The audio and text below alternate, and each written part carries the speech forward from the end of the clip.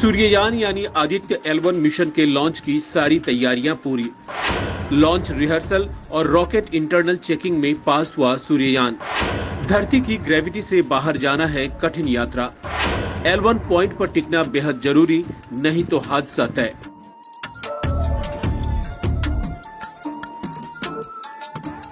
इसरो अपने पहले space observatory यानी सूर्ययान के लॉन्चिंग की तैयारी कर चुका है। सूर्ययान PSLV एक्सेल रॉकेट से 2 सितंबर 2023 को लॉन्च किया जाएगा। लॉन्च रिहर्सल पूरा हो चुका है। अब यह आदित्य L1 मिशन अंतरिक्ष में जाने को तैयार है। इसे L1 पॉइंट तक पहुंचने में करीब 127 दिनों का समय लगेगा। फिर ये वहां से डेटा भेजेगा। भारत के सूर्ययान यानी आदित्य L1 मिशन के लॉन्च की सारी तैयारियां हो चुकी हैं। PSLV C-57 रॉकेट भारत के पहले सूर्ययान को लेकर लॉन्च पैड पर पहुंच चुका है। 30 अगस्त 2023 को लॉन्च रिहर्सल पूरा हो चुका है। रॉकेट के सभी अंदरूनी हिस्सों की जांच कर ली गई है। रॉकेट की सेहत पूरी तरह ठीक है। लॉन्चिंग 2 सितंबर 2023 की सुबह 11:50 पर होगी। सूर्ययान को इसरो का सबसे भरोसेमंद रॉकेट PSLV C-57 धरती की लोअर अर्थ ऑर्बिट में छोड़ेगा। इसके बाद 3 या 4 ऑर्बिट मैन्युवर करके सीधे धरती के स्फीयर ऑफ इन्फ्लुएंस यानी SOI से बाहर जाएगा। फिर शुरू होगा क्रूज फेज। यह थोड़ा लंबा चलेगा।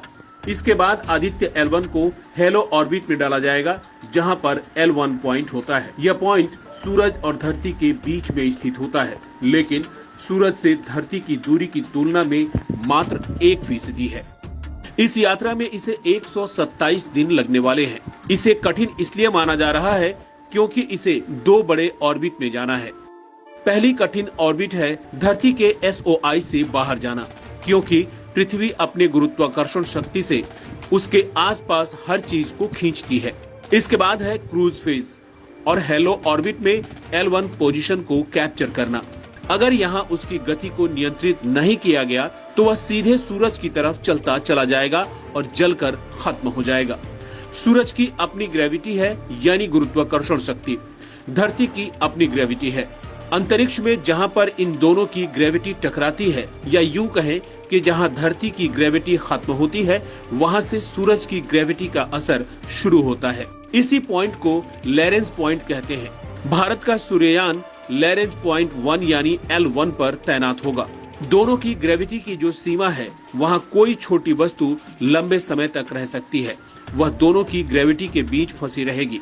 इससे स्पेसक्राफ्ट का ईंधन कम इस्तेमाल होता है। वह ज्यादा दिन काम करता है।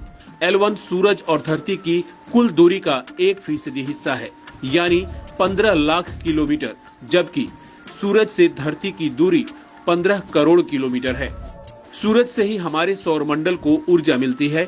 इसकी उम्र करीब 450 करोड़ साल मानी जाती है। बिना सौर ऊर्जा के धरती पर जीवन संभव नहीं है।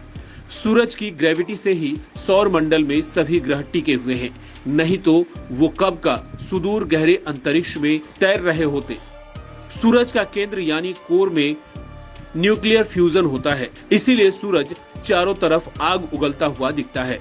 सतह से थोड़ा ऊपर यानी इसके फोटोस्फीयर का तापमान 5500 डिग्री सेल्सियस तक रहता है।